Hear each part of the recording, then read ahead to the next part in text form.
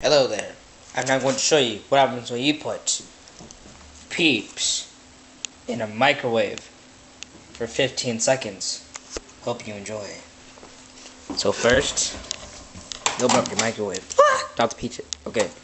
You carefully place the peeps inside. Then, close it. You put it for 15 seconds. 15. Now let's watch the magic. See those in there? Yep. Oh, it's growing. They're growing. Yep. I don't know if you can see it, but yo, I can see it. It's oh wow. Wow. Yeah, you bet you can see that.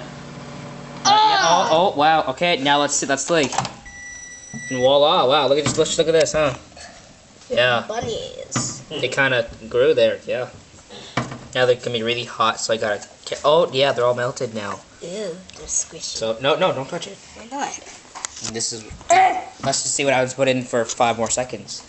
No. Wait, no. There we go.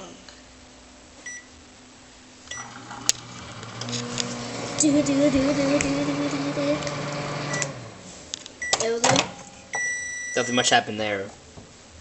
Well, yeah. So that's how you put peeps in a microwave. Thanks for watching.